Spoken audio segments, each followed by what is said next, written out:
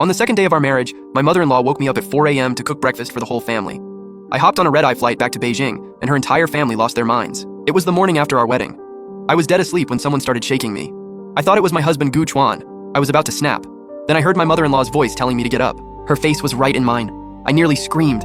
She frantically shushed me, whispering, "It's me, it's me." I was furious, but I held it together and asked, "Mom, what do you need?" I grabbed my phone to check the time. Barely past 4. Not even 5 yet. What on earth was she doing waking me up this early? Yesterday was our wedding day. I'd been up since 2 a.m. getting my makeup done, running around until past 10 p.m. sending off the last guests. We were both completely wiped out. We literally crashed the second we hit the bed. And now someone was pulling me out of that. She saw me just staring blankly and got annoyed. "It's already 4, time to get up." My brain still wasn't working. I'm on my honeymoon. No work, no school. Why in the world would I be up at 4? She frowned and started laying it all out in a hushed voice. "Get up and make breakfast, no more sleeping in now that you're married. Gu Chuan gets up at 6, so have food ready by then. First, get dressed and start the congee. Not too thick. He doesn't like it that way. Then go downstairs and buy some stuff. Oil sticks for Gu Chuan, soup dumplings for his dad from the young couple's stall at the corner. They're clean." I watched her mouth moving and it finally clicked. She dragged me out of bed at the crack of dawn to cook breakfast for the whole family. My brain went, is she serious right now? I'm an only child from Beijing. My husband Gu Chuan is an only child from out of town. My family's doing pretty well. My dad's a university professor with connections in academic circles. My mom works at a research institute, and we own 3 properties in Beijing. His family is from some tiny county town. Both parents work at small private companies, barely middle class. Gu Chuan tested into a Beijing university, and we ended up in the same class. He fell for me hard and just would not quit. My parents weren't exactly thrilled. They wanted me with someone local and on the same level. But I'd always had a soft spot for his home province and the guys from there.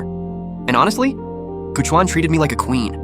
When I had bad cramps, he'd go out in the middle of the night to get me painkillers. Every morning he'd show up downstairs with breakfast. Eventually I caved. He even worked on my parents, and since they always let me have my way, once they saw I was serious, they got on board. After grad school, he stayed in Beijing and got a lecturer position at a university. My parents saw he was settled and gave us their blessing. So I took my wedding leave and went back to his hometown for the ceremony, only to have his mom wake me up the very next morning to cook. Hilarious. I never cook at home, and now I'm supposed to cook at your place? I looked over at Gu Chuan, passed out like a log, and reached over to wake him up. But his mom stopped me. She said to let him sleep. Said he worked hard yesterday. I had a whole string of words on the tip of my tongue, but I just smiled and told her I'd be right out after I got dressed. She seemed satisfied and left. Once she was gone, I got dressed, popped open my suitcase in the corner, grabbed my ID and slipped it into my jacket pocket, took my phone, and walked out with nothing else. I went to the entryway and started putting on my shoes. She looked confused. I smiled and told her the morning market has the freshest produce, and I was going to grab some things Gu Chuan likes. Her face lit up and she closed the door, satisfied. Through the door, I heard her bragging to her husband. Thought this Beijing princess would be too spoiled to lift a finger, but look, she's up cooking breakfast like a good girl. Then she went off. "Doesn't matter where you're from, you play by our rules in this house. Gotta set the standard now while they're here, otherwise once they're back in Beijing on her turf, who knows how out of control she'll get." His dad chimed in, said she'd really pulled it off. Years of being a daughter-in-law and now she's the one running the show. Standing outside that door, I smiled too. "Waiting for me to cook for you?" "Honey, not in this lifetime." I walked out and didn't hesitate for a second. Flagged a cab straight to the airport, booked the next flight to Beijing, then sat back and had a chill breakfast at the terminal. About an hour later, Gu Chuan must have woken up. My phone started ringing. I didn't pick up, turned it off, boarded the plane. By the time I landed in Beijing and powered back on, the missed calls alone almost crashed my phone. Gu Chuan had blown up my messages too. Where did I go? Why wasn't I picking up? Did something happen? Call him back. He was freaking out. I hadn't even finished reading before his call came in again. I picked up. He went off immediately. Where the heck was I? Why wasn't I answering? Did I know how worried he was? He thought I got lost going to the market and told me to drop my location so he could come get me. In the background, I could hear his mom muttering, "Got lost buying groceries. What kind of person does that? How's she gonna handle real life?" I said, cool as anything. "I'm in Beijing. Beijing." Dead silence on his end. He asked how I could possibly be in Beijing. Weren't we supposed to stay another week? We'd planned to spend a week at his hometown, making the rounds to visit all his aunts, uncles, and relatives before heading back to Beijing. It's a local tradition.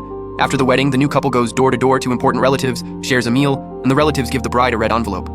That's how the whole thing wraps up.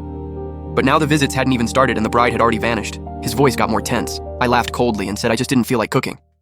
"Your mom woke me up at 4 in the morning to cook for your whole family. What, before I came along, nobody cooked around here? Do you even remember what time we went to sleep last night? And she said, this is gonna be my job every single day. Sorry, I can't do the whole dutiful daughter-in-law thing. And by the way, we had a ceremony, but we never signed the marriage license, so maybe we should just call it." Gu Chuan was completely blindsided. The morning after the wedding, his wife had flown herself back to Beijing and was talking about a breakup. He had absolutely no idea what just hit him. Through the phone, I heard him go off on his mom. Why did she wake me up to cook, asking why she'd suddenly changed things since she'd always done the cooking herself? His mom shot back that she had to cook when she first got married too, so why should I be any different?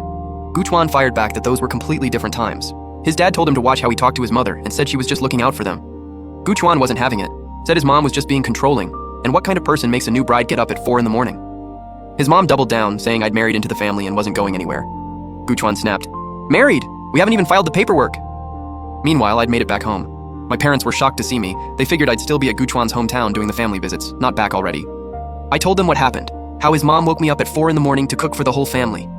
My dad was heated. Her son's a person, but my daughter isn't? My mom chimed in too. It's not like she can never do chores, but waking someone up at 4 on the second day of their marriage to cook breakfast? That's not tradition, that's a power play. Ridiculous. My parents are usually pretty composed. That reaction already said a lot. Honestly, I wasn't even that upset.